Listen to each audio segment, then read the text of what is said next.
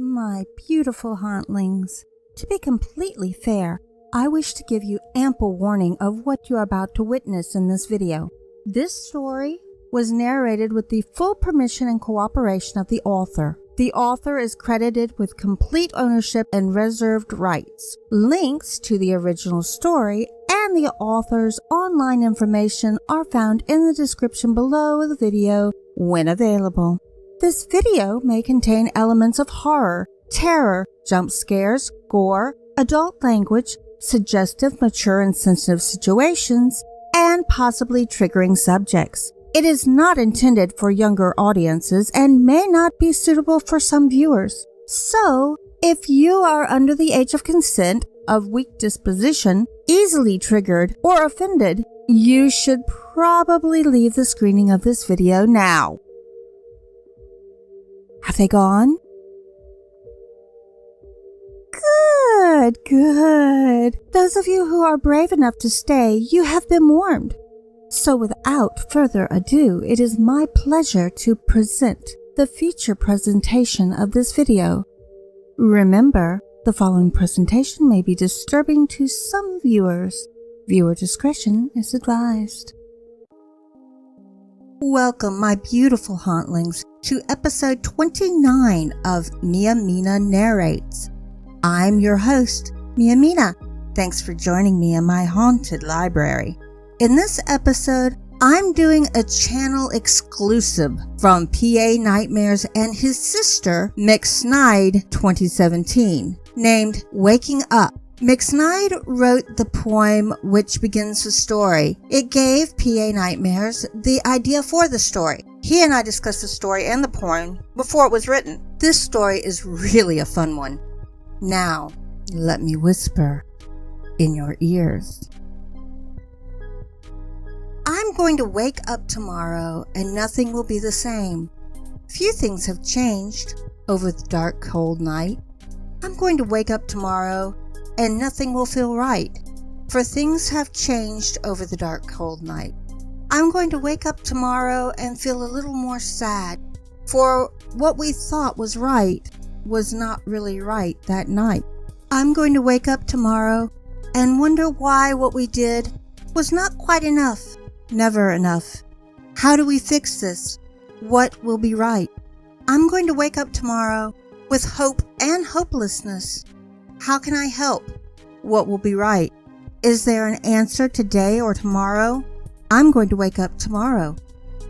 Waking up in a dark cave, my body was stiff and sore. I had clearly been unconscious for a long period of time. However, I was unable to recall where I am or who I am. The last thing I could remember was waking up in this cold, dark cave. While I was unconscious, the sun had set and the moon had settled over the night sky. Getting up, I headed towards the mouth of the cave. As I approached it, I heard the sounds of men calling. Where? I couldn't make out what they were saying. I assumed if they were out there, they must be looking for me. Exiting the cave and making my way towards the voices, I was unable to move with much haste. However, I pushed myself as hard as I could. A primal fear had taken hold. I couldn't explain it, but I knew I was in danger and needed to find somewhere safe. I could not remember when or how I got here, or who I was. The last thing I could recall was finding the cave, when the sun was still high in the sky. When I woke, it was night. As I made my way towards the voices, I heard them say, "She cannot escape. Find her and bring her to me." Thinking they still meant to help me, I continued to make my way to them. As I exited the woods, I stumbled onto a group of 6 men. Breaking down, I yelled, "Thank God, I finally found someone. I've been lost here for so long, I can't remember anything." Before I could finish my sentence, a hard object hit me in the back of the head, and my world once again went dark. Waking up in a dark cave, my body was stiff and sore. I had clearly been unconscious for a long period of time. However, I was unable to recall where I am or who I am. The last thing I could remember was waking up in this cold, dark cave. I got up and my head hurt. I could feel dry, crusted blood on the back of my head. I did not immediately leave the cave. Instead, I looked around. I found it on the cave wall writing, don't trust the group of men. They're not here to help you." It was strange. I swore it was written in my handwriting. The longer I was awake, the more I could recall getting here. I could recall a group of guys, and I asked them for help. But how did I end up back in this cave? Unsure of what I should do this time, I chose to leave the cave and try to find the road and get out of here. Leaving the cave, I could hear the people say, "Keep an eye out for her. She can't escape. It's almost time for him to wake up." For him to wake up, I said to myself aloud. As the words left my mouth, a light shone on me. "There she is! Grab her!" I took off and ran in the opposite direction. However, I tripped and smacked my head on a rock. Once again, my world was enveloped in darkness. Waking up in a dark cave, my body was stiff and sore. I had clearly been unconscious for a long period of time. However, I was unable to recall where I am or who I am. The last thing I could remember is waking up in this cold, dark cave. Slowly standing up, my head had dried blood on both the front and the back. What the fuck is happening here? I can remember waking up and leaving the cave, and a group of men chasing me. Looking around the cave, where I found the original message and something that was not there before. Need to get out of here before it wakes up. This was not very comforting. However, I was stuck here no matter what I tried. The men always find me and bring me back to this cave. Why this cave? What's inside here that they are keeping me here for? I have to get answers, but I can't stay here. The longer I stay, the more I hear loud rumbling coming from deeper inside the cave. Leaving the cave, I was more determined to get more information about my current predicament. This time, I got as close to the group as I could. Moments after getting there, I saw one of the group run over. "Beth's gone again. I had to pee and she was still unconscious, but when I got back, she was gone." The leader of the group stabbed this guy in the throat. "Find her now. We can't allow her to escape. The judgment must be rendered." As he finished this, I felt the blood of the man touch my hand. Freaking out, I let out a scream and once again felt the altogether feeling of an object hitting my head, and I blacked out. Waking up in a dark cave, my body was stiff and sore. I had clearly been unconscious for a long period of time. However, I was unable to recall where I am or who I am. The last thing I could remember was waking up in this cold, dark cave. This time when I woke up, I slowly remembered my name and who I was. Any hope of escape was gone. A sudden feeling of hopelessness took me over. My name is Beth, and I was left with but one choice. I couldn't leave because of the group of men.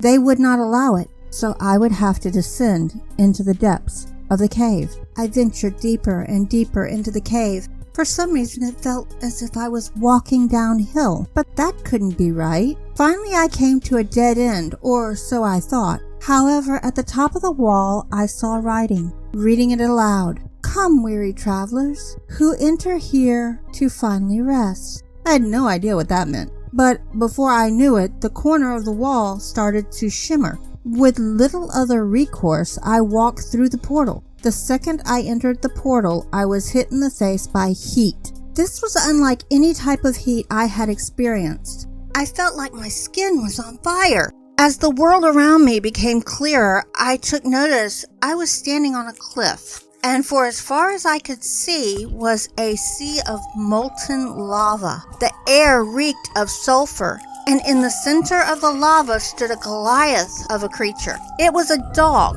but it had 3 heads and was devouring these black figures. They looked human and sounded human. The wails that emitted from them were enough to drive you into madness.